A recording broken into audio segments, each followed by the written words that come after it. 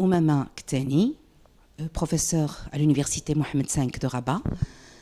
spécialiste de la communication stratégique et politique.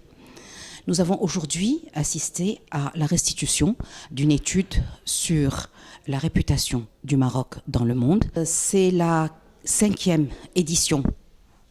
d'une série d'études qui ont débuté en 2015 sur la réputation du Maroc dans le monde. C'est une étude qui a porté sur 17 attributs et 3 dimensions essentielles qui sont la qualité de vie, en l'occurrence l'environnement naturel, la stabilité du pays et la sympathie des habitants qui classent le Maroc dans une situation honorable, la qualité institutionnelle pour laquelle le Maroc a été sanctionné pour des questions d'éthique et de transparence et de qualité des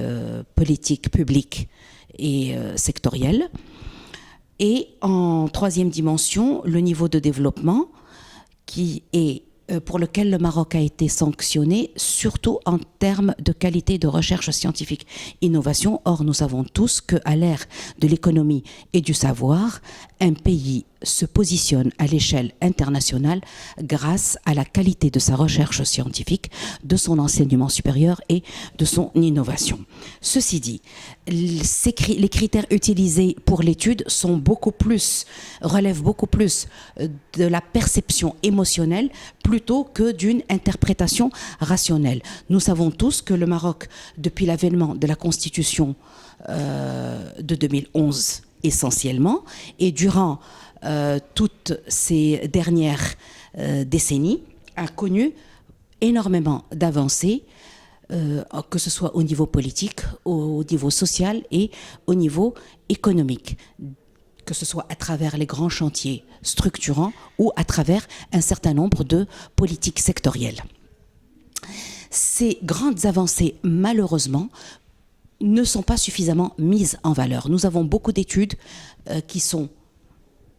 produites, mais qui restent dans les placards.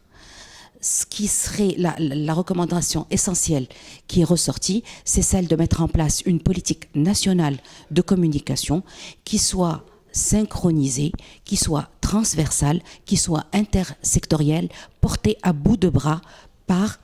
tous les acteurs économiques, sociaux, culturels du pays, qui soit ensuite qui soit caractérisé par une flexibilité, qui soit caractérisé par une réactualisation permanente dans le temps sur la base d'une veille stratégique permanente sur l'environnement interne et sur l'environnement externe du pays et également sur les réseaux sociaux qui sont actuellement un facteur important dans la réputation d'un pays.